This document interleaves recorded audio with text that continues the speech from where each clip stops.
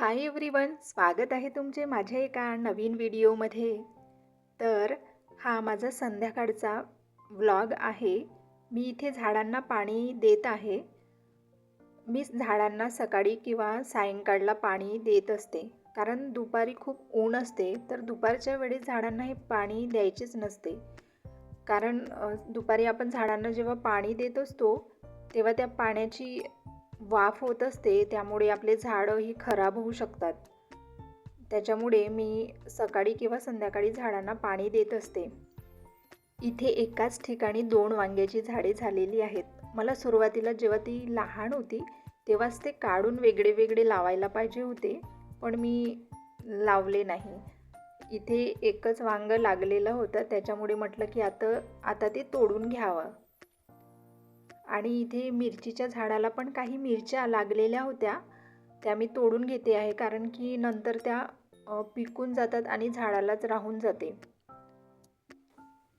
इथे आता दिवा लावण्याची वेळ पण झालेली होती, तर मी देवाजवळ दिवा लावून घेतलेला आहे आणि लगेच आता स्वयंपाकाची तयारी करायची आहे। तर मी इथे मसाले भात बनवणार आहे, त्याचीच इथे तयारी करून ठेवली आहे।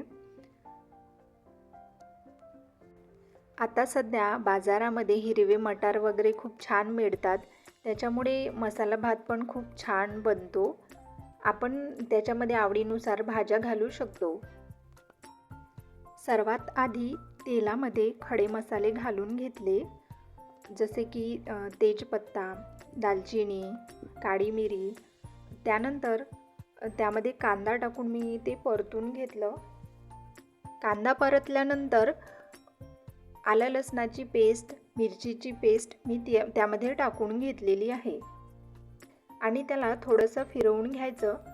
त्यानंतर त्यामध्ये आपण सुखे आपले मसाले असतात ते टाकून घ्यायचे असतात, जसे धणे पावडर, मिरची, हळद, मीठ, टोमॅटो वगैरे सगळं टाकून घ्यायचं। तुमच्याकडे असलेला जो गोडा मसाला, गरम मसाला, तो पण त्यामध्ये टाकून घ्यायचा।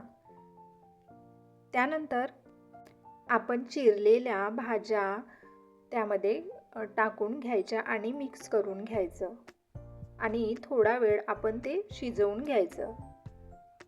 त्यामुळे आपला मसाला भात हा खूप छान बनतो। तर तुम्ही बघू शकता, इथे छान असं मसाला तयार झालेला आहे। तर मग नंतर मी त्यामध्ये तांदूळ टाकलेले आहे आणि ते छान मिक्स करून आपण जेवढे तांदूळ घेतलेले होते तेवढेच पाणी टाकायचे आहे आणि मग कुकरचं झाकण लावून मी आता 1 शिटी काढून घेणार आहे। त्यानंतर मी बाजूलाच कढी पण बनवून घेत आहे। मी इथे दह्याची कढी बनवत आहे। आमच्याकडे मसाले भातासोबत कढी खूप आवडते, त्याच्यामुळे ते मी बनवतच असते।